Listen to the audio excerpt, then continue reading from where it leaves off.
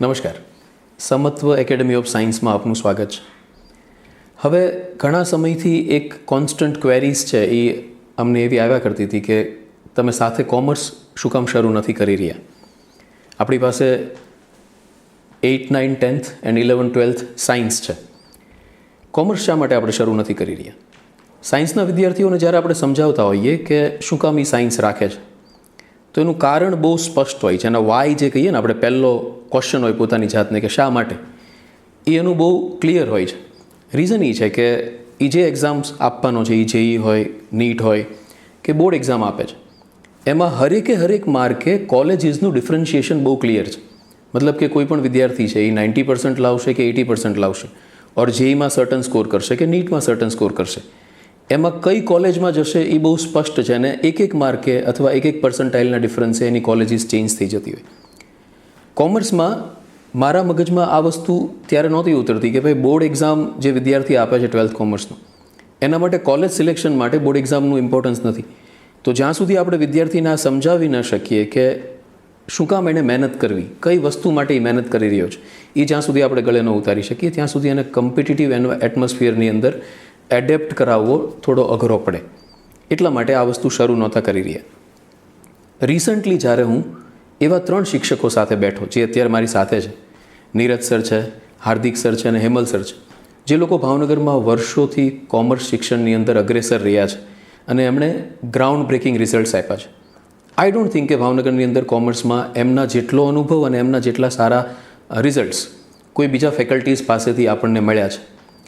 એમની સાથે લાંબી ચર્ચાઓ કરી, શું ફેરફારોની જરૂર છે, કેવી રીતે આપણે નવી સિસ્ટમને ઇમ્પ્લિમેન્ટ કરી શકીએ, ભાવનગરમાં કોમર્સ એજ્યુકેશન માટે એક આખી નવી વ્યવસ્થા કેવી રીતે ઊભી કરી શકીએ. આ ચર્ચા પછી મને એક હોપ એમાં દેખાય છે. અને જે વિદ્યાર્થીઓ 10thમાં છે, જેમનો અપ્રોચ સાયન્સ તરફ નથી અને જેમને બિઝનેસ એક્વિપમેન્ટ જેના સ્ટ્રોંગ છે, બિઝનેસ તરફ જ જેને ઇન્ટરેસ્ટ છે, એવા વિદ્યાર્થીઓ માટે આખી એક નવી વ્યવસ્થા ડિઝાઇન થઈ શકે એવી ઓપોર્ચ્યુનિટી હવે ભાવનગરમાં ક્રિએટ થઈ રહી છે. એમની સાથે ચર્ચા કર્યા પછી હું પણ ખૂબ હોપફુલ છું આ બાબતમાં. મારા પણ ઘણા બધા એવા પ્રશ્નો હતા કે જે આન્સર થયા છે. ઓલરેડી એ લોકોએ એક છેલ્લો વિડીયો થોડા સમય પહેલાં એવો રિલીઝ કર્યો હતો કે જેમાં 10મામાંથી 11 કોમર્સમાં એડમિશન લેવાવાળા વિદ્યાર્થી અને વાલીના ઘણા મૂંઝવતા પ્રશ્નોના જવાબો એમણે આપ્યા હતા. હવે જ્યારે હું એવું કહી શકું છું કે એ લોકો સમત્વ સાથે જોડાઈ રહ્યા છે અથવા સમત્વ એમની સાથે જોડાઈ રહ્યું છે, એવા સમયે ઘણા બધા એવા પ્રશ્નો છે કે જેને મારા મનમાં પણ છે. હું માનું છું કે મારા જેવા વાલીઓના મનમાં પણ આ પ્રશ્નો છે. તો એના જવાબો મળે એ માટે સાથે આપણે એમની સાથે ભેગા થયા છીએ. હું 3 શિક્ષકો નીરજ સર, હાર્દિક સર અને હેમલ સરનું સમત્વ એકેડમીમાં સ્વાગત કરું છું.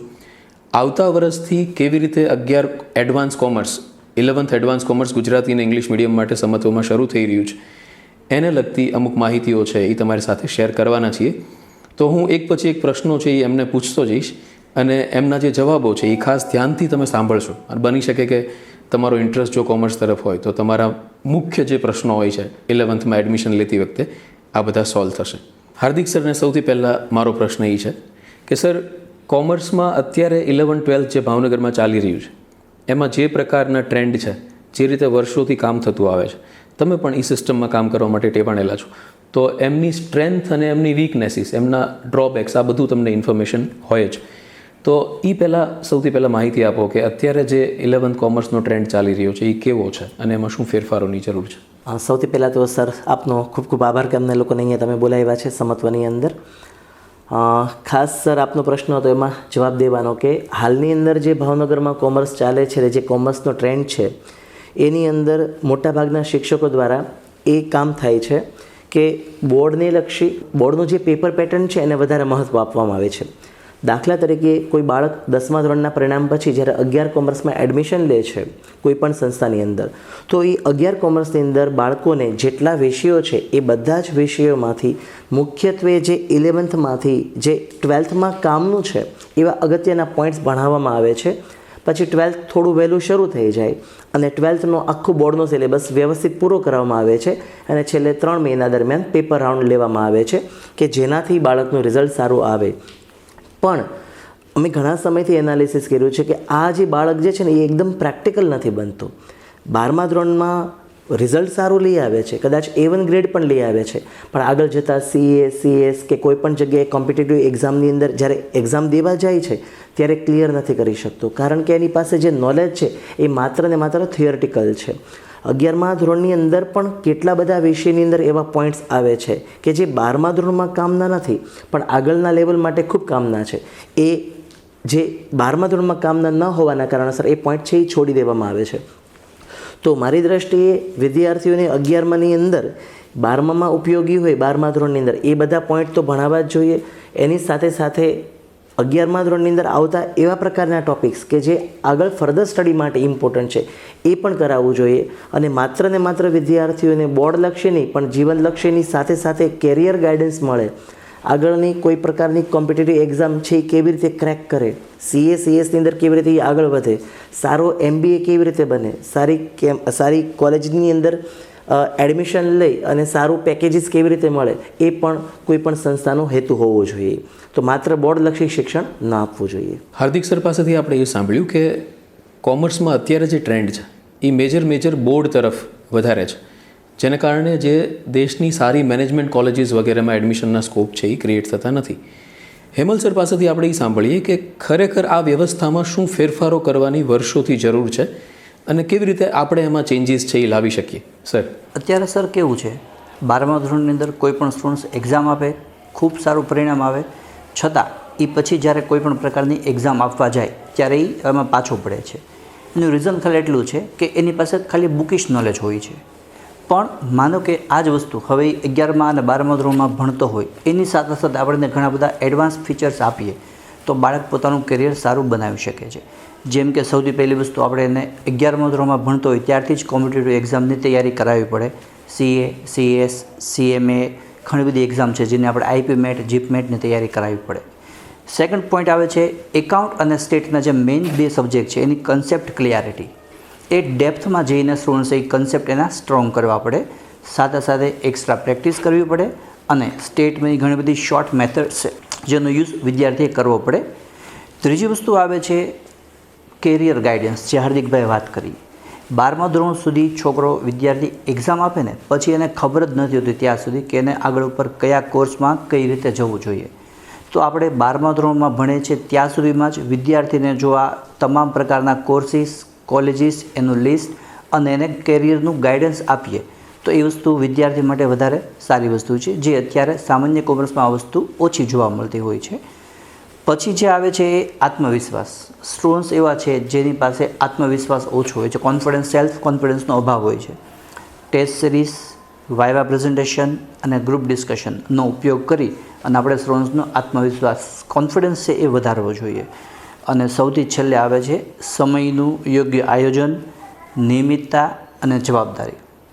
જો વિદ્યાર્થી પ્રોપર આયોજન કરશે ને તો એને તકલીફ નહીં પડે.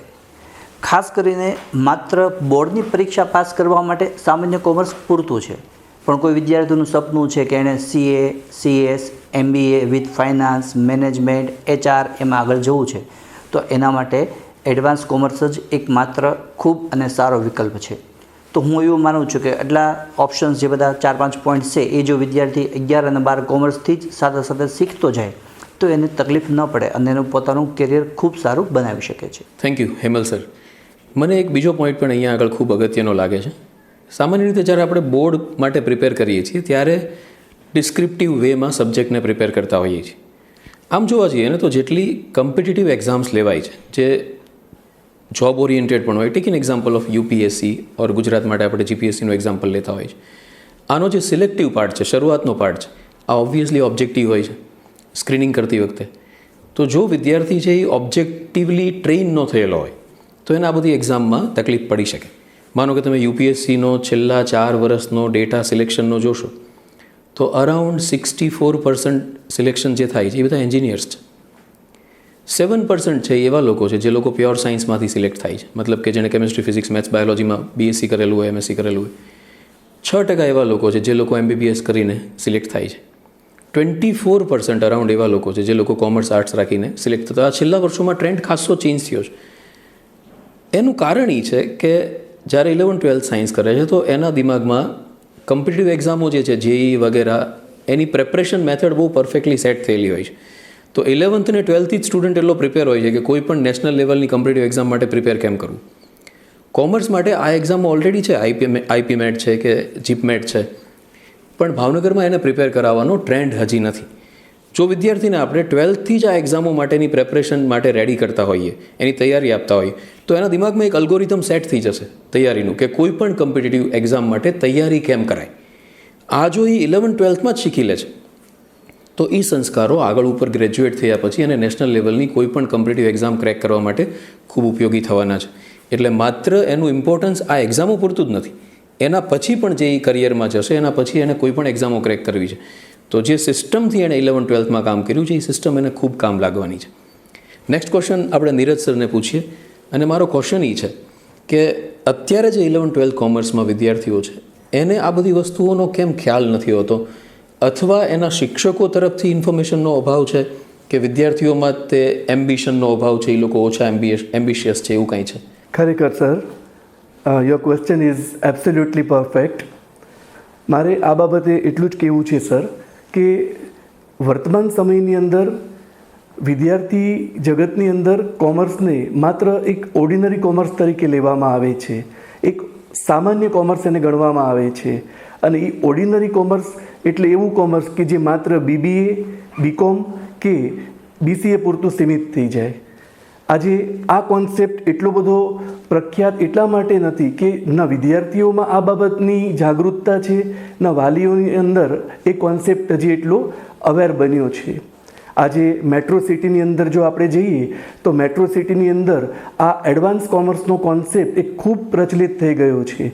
નંબર ઓફ સ્ટુડન્ટ્સ એવા છે કે જે એડવાન્સ કોમર્સની અંદર આવા પ્રકારની સીએ, સીએસ, એમબીએ, જીપમેટ, આઈપી મેટ, યુપીએસસી, જીપીએસસી જેવી એક્ઝામના કોર્સ કરી એની એન્ટ્રન્સ એક્ઝામ આપી અને ખૂબ આગળ છે એ વધી રહ્યા છે. પણ ભાવનગરની અંદર એ એક નાનકડું એવું સિટી છે અને હજી આ કોન્સેપ્ટ એ લોકોના સમજમાં નથી આવ્યું. શાયદ એનું વિઝન એ થોડું ઊંચું હોવું જોઈએ. મને એવું લાગે છે કે કોમર્સને એડવાન્સ બનાવ્યા પછી જો ખૂબ સારી એવી જગ્યાએ પ્લેસમેન્ટ થાય તો કેટલું હાઈ સેલેરી પેકેજ ઓફર થઈ શકે એ બાબતથી કદાચ પેરેન્ટ્સ છે એ અવેર નથી. યા ફિર એવું કહી શકાય કે એક સામાન્ય કોમર્સ કરીને 15-20 હજારનો પગાર મળતો હોય તો એમાં એ વિદ્યાર્થી સેટિસ્ફાઈડ થઈ જાય છે. તો આ પ્રશ્નનો જવાબ કદાચ એવો હોઈ શકે કે ભાઈ માત્ર નાનકડું એવું વિઝન ન જોતા જો આપણે લોંગ ટર્મ સારી સિક્યુરિટી જોતી હોય અને સારી અર્નિંગ જોતી હોય તો એડવાન્સ કોમર્સના કોન્સેપ્ટમાં આપણે જોવું જોઈએ. આજે સામાન્ય કોમર્સને સામાન્ય ગણવામાં અમારો કહેવો યોગ્ય છે કે પેરેન્ટ્સમાં થોડી અવેરનેસનો અભાવ છે અને સ્ટુડન્ટનું વિઝન થોડું લો છે. જો શિક્ષકો દ્વારા, સારી સંસ્થા દ્વારા એમને યોગ્ય માર્ગદર્શન આપવામાં આવે તો આ ઓર્ડિનરી કોમર્સ એ ઓર્ડિનરી નહીં પણ ખરા અર્થમાં એડવાન્સ બની શકે ને પછી એ કોન્સેપ્ટ કમળની જેમ છે એ ખીલી શકે. હવે પેરેન્ટ્સના અને મારા પોતાના મનમાં એક બીજો ક્વેશ્ચન એવો હોય કે નોર્મલી તો ટ્રેન્ડ એવો જ છે કે ભાઈ વિદ્યાર્થી 11thમાં આવે તો એનું 11th બોર્ડ ચાલે, 12th બોર્ડ ચાલે, અને વિદ્યાર્થી 12th કોમર્સ બોર્ડની એક્ઝામ માટે એટલો તનતોડ મહેનત કરતો હોય કે એને બીજું કંઈ કરવાનો ટાઈમ જ ન રહે. આપણા દિમાગમાં એવું હોય. વિદ્યાર્થી ખરેખર છે ને અત્યારની જે જનરેશન છે એ એટલી કેપેબલ છે કે એની પાસે હજી વધારે કરવાનો સ્કોપ છે. પણ જો આપણે એને વધારે પ્રોપર ગાઈડન્સ ન મળે, એટલું કામ ન મળે તો ઓબ્વિયસલી વિદ્યાર્થી છે એ પોતાની એનર્જી છે એ બીજી બધી જગ્યાએ સ્પેન્ડ કરવાનો છે.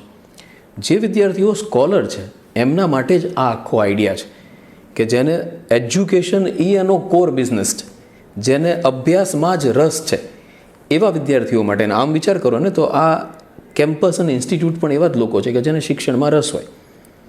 પ્રાઇવેટ સેક્ટરમાં કામ કરતા લોકો હંમેશા એવા જ હોવાના છે કે જેને પોતાને એ સબ્જેક્ટમાં રસ છે એટલા માટે એ ક્લાસમાં કામ કરી રહ્યા છે.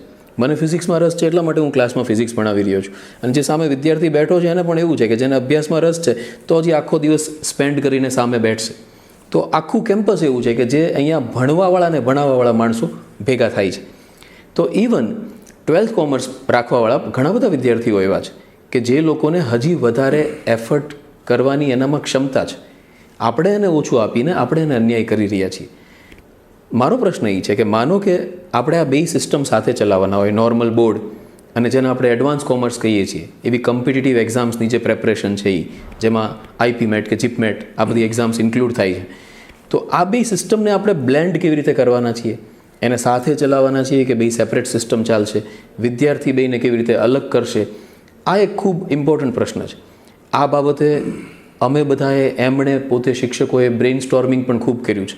એટલે એમની પાસે એક આખી બ્લુ પ્રિન્ટ છે કે પહેલા દિવસથી લઈને છોકરો છેલ્લે એક્ઝામ આપવા માટે જાય તે દિવસ સુધી હરેક મોમેન્ટે શું કરવાનું છે એનું એની પાસે પ્રોપર પ્લાનિંગ છે. આપણે હાર્દિક સર પાસેથી સાંભળીએ કે આ જે વ્યવસ્થા છે એ 2 વર્ષ માટે કેવી રીતે ચાલવાની છે. સર. યસ સર, શોર્ટમાં તમને કહું તો એના માટેનો એક પ્રોપર આન્સર છે, આપણે હાઇબ્રિડ મોડેલ બનાવવું જોઈએ.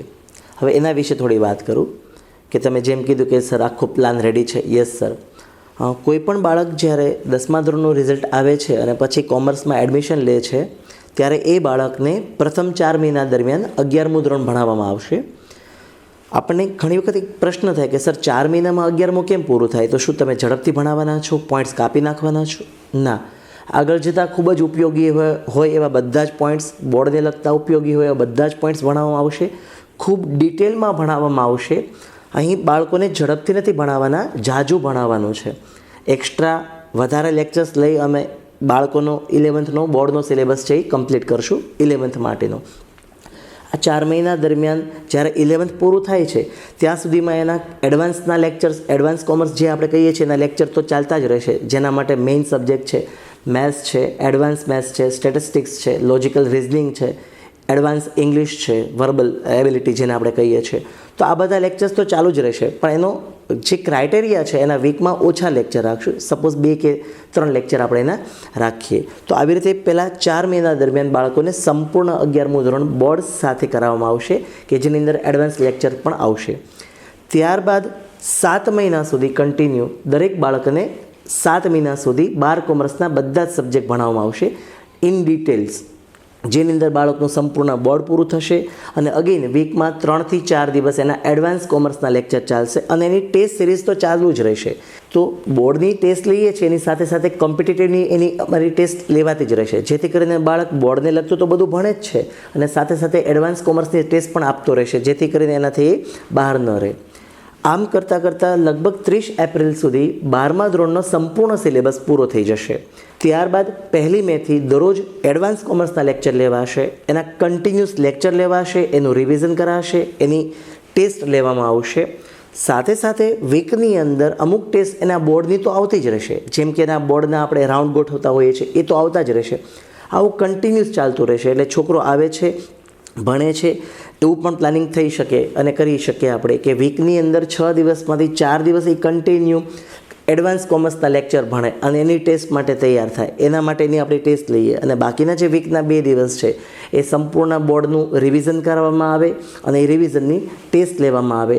તો આવી રીતે એક હાઇબ્રિડ મોડેલ આપણે બનાવીએ તો કોઈ પણ બાળકનું બોર્ડ બગડતું નથી. એ સામાન્ય વિદ્યાર્થી કદાચ 10મા ધોરણમાં 70-75% લાવનાર વિદ્યાર્થી પણ પોતાના પરિણામમાં 10-15% વધારો આરામથી કરી શકે છે.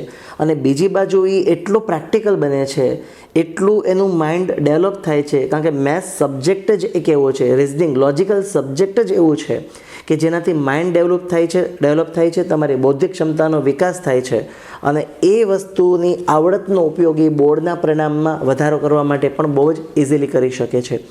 ઘણી બધી સંસ્થાઓ 12th પછીની એવી હોય છે કે જેના માટે તમારે કમ્પ્લીટ બોર્ડના રિઝલ્ટ ઉપર ફોકસ કરવું પડે છે કે ભાઈ 90% હોય એટલે કે A1 ગ્રેડ હોય તો તમને સારી એવી કોલેજીસ એડમિશન આપે છે.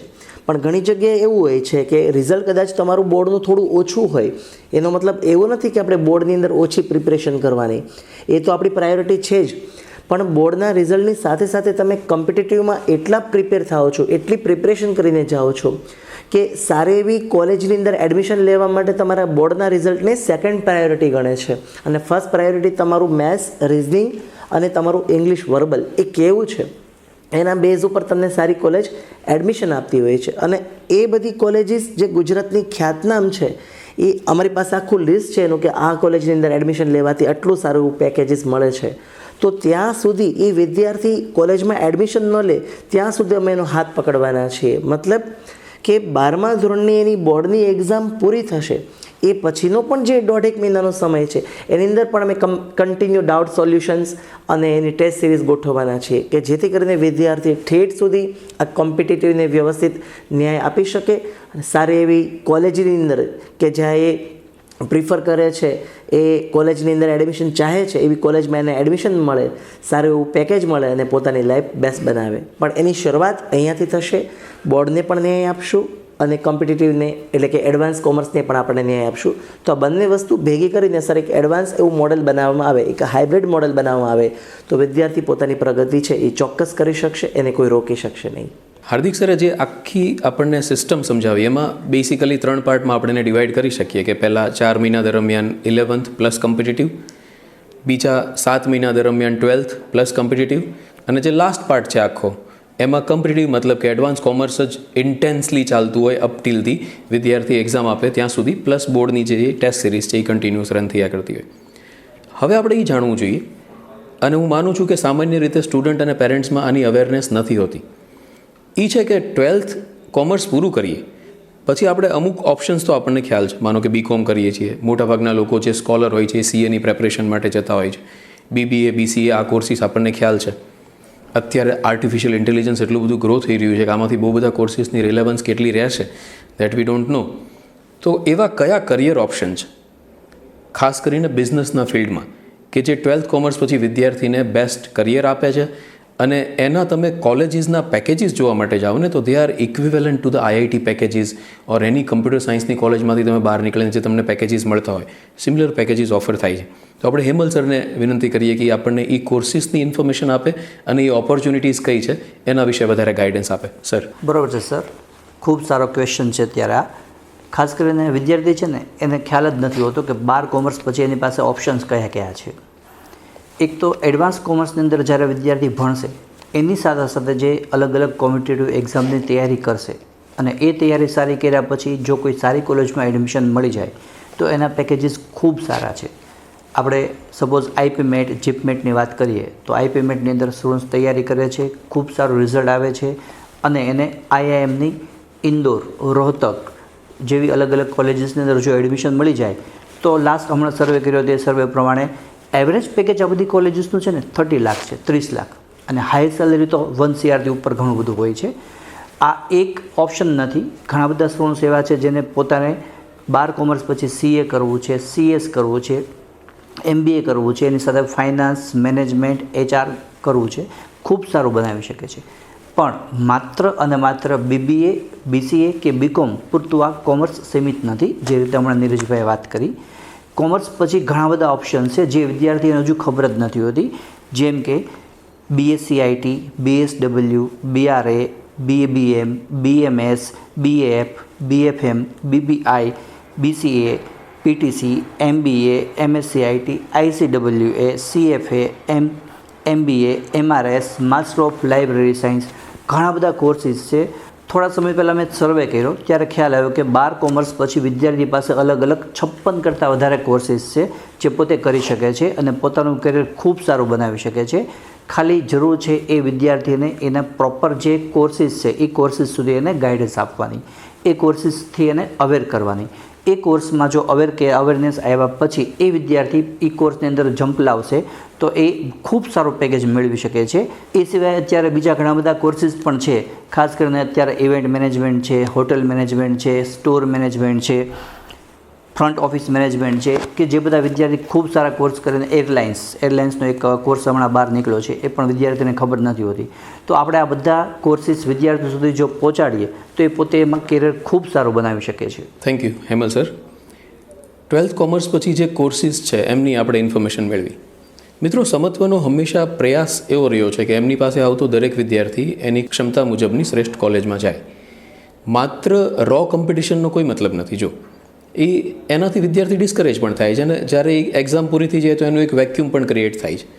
ટેક એન એક્ઝામ્પલ કે કોઈ સ્ટુડન્ટ છે, એ કોઈ એક એક્ઝામ માટે તૈયારી કરી રહ્યો છે, એ એક્ઝામ આપે છે અને સારો સ્કોર કરે છે, પછી એના મગજ, કારણ કે એ એક્ઝામને એણે એટલી મોટી બનાવી લીધી છે પોતાના મનમાં કે જ્યારે એક્ઝામ પૂરી થઈ જાય છે પછી શું કરવું એ વિશેનું એના દિમાગની અંદર કોઈ પ્લાનિંગ નથી હોતું, એટલે એક વેક્યુમ ક્રિએટ થાય છે. અને જો એમાં નિષ્ફળ જાય તો બહુ બધા સાયકોલોજીકલ પ્રોબ્લેમ્સ છે એ ક્રિએટ થતા હોય છે. એટલે સમત્વનો અપ્રોચ એના નામમાં જ છે. સમત્વનો મતલબ જ આ છે કે આપણે એક બેલેન્સ સિસ્ટમ અપ્રોચ કરવાની છે કે જેમાં વિદ્યાર્થી છે એની સાયકોલોજી ડેમેજ ન થવી જોઈએ, છતાં એની ક્ષમતા પ્રમાણે એ શ્રેષ્ઠ કોલેજમાં જવો જોઈએ. કારણ વગરની કોમ્પિટિશન ઊભી કરવાનો કોઈ અર્થ નથી.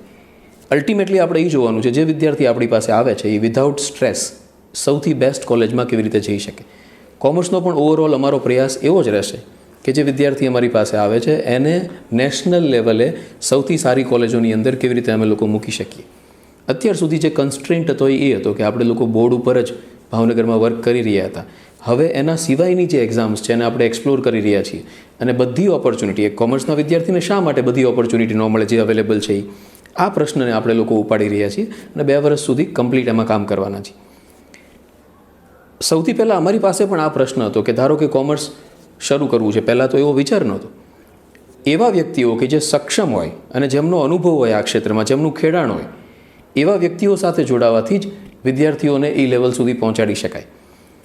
આ ત્રણેય લોકો એવા છે કે જેમણે ભાવનગરમાં કોમર્સ ક્ષેત્રે એનું સૌથી વધારે કહી શકાય એવું ખેડાણ છે, પ્લસ એમના રિઝલ્ટ્સ એ જ એમની સાબિતી છે. અત્યાર સુધી ખરેખર તો આ વિડીયો શરૂ થાય ત્યારે આપણે શરૂઆતમાં એમના ઇન્ટ્રોડક્શનથી આપવા જોઈએ, પણ આ ત્રણેય લોકો એવા છે કે જેમને કોમર્સના ક્ષેત્રમાં કોઈ ઇન્ટ્રોડક્શનની જરૂર નથી. એ લોકો પાસેથી નીકળેલા કેટલા બધા વિદ્યાર્થીઓ શ્રેષ્ઠ જગ્યાએ છે. એમના પરિણામો છે એ જ સાબિત કરે છે કે વિદ્યાર્થીઓ પાછળ કેટલો સમય વગેરે સ્પેન્ડ કરે છે. પણ જે બાળકો 10માંથી 11થમાં એડમિશન લઈ રહ્યા છે, જે પેરેન્ટ્સ એવા છે, એમના પોતાની ઇન્ફોર્મેશન માટે એક તો એમનો પરિચય આપણને મળી જાય, પ્લસ એમના ભૂતકાળના પરિણામો શું રહ્યા છે એ આપણને ખ્યાલ આવી જાય. એટલા માટે હું નીરજ સરને વિનંતી કરીશ કે એક બ્રીફ ઇન્ટ્રોડક્શન અને એમના જે પાસ્ટ રિઝલ્ટ્સ છે એમના વિશે આપણને વાત કરે. ખૂબ જ સરસ પ્રશ્ન કર્યો ચેતન સર.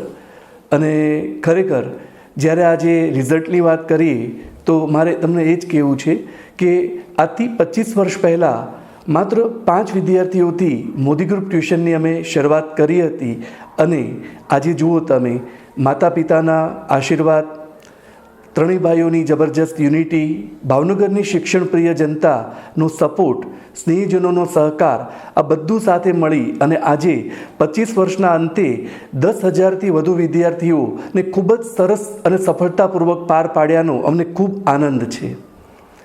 છેલ્લા 25 વર્ષોમાં ધોરણ 12 કોમર્સની અંદર મોદી ગ્રુપ ટ્યુશનના વિદ્યાર્થીઓ સમગ્ર ગુજરાત બોર્ડમાં પ્રથમ આવ્યા હોય એવું 2 વાર બન્યું છે, જે બાબતનો અમને ગર્વ છે.